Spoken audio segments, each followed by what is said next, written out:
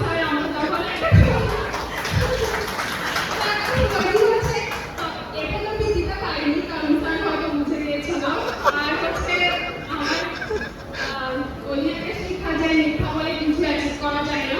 আর একটা কথা স্যার আমাকে বলেছিল, স্যার আমাকে বলেছিল যে তুমি তোমার খুবই ঠিকানা লাগবে, তুমি ভালো করে পড়াশোনা করো তাতে তুমি মেধা বৃদ্ধি পাও।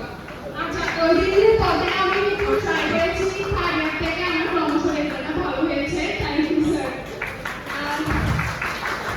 তারপরে বৃত্তি পাইনি। But I'm not going to be formal for some reason. কাদের সাথে বা ফর্মাল হবে, যাদের সাথে নিজের ফ্যামিলির সাথে কেউ কখনো ফর্মাল হয়। আমার পরিবার, আমার second family, more than family actually. আচ্ছা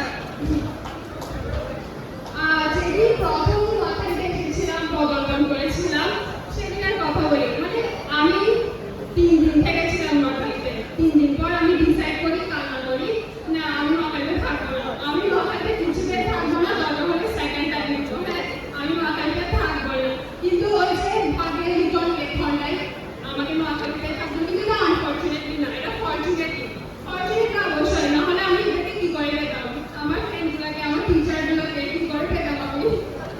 আচ্ছা সবাই বলে যে আমরা যা করে ভাবার জন্যই করে। ওকে আমি কোনোদিন ভাবিনি যে আমি কলেজে এত মিস করবো। যেদিন লাস্ট পরীক্ষাটা ছিল ফোর্থে, সেদিন আমি রিয়েলাইজ করছি যে না এই ফ্রেন্ডগুলোকে আমি এতটা মিস করবো অনার্স লাইফে কোনোদিন ভাবিনি। মানে কেন মিস করবো না, মিস করাটা খুব স্বাভাবিক যে আমি যাদের সাথে সেম ক্লাসরুম শেয়ার করেছি, সেম বেঞ্চে সেম এক্সাম হল শেয়ার করেছি, তাদেরকে তো মিস করাটাই স্বাভাবিক, তাই না? একজন আরেকজনের স্টোরি শেয়ার করেছি, কত জীবনের গল্প শেয়ার করেছি, কত লাইকফুল করেছে একজন আরেকজনকে।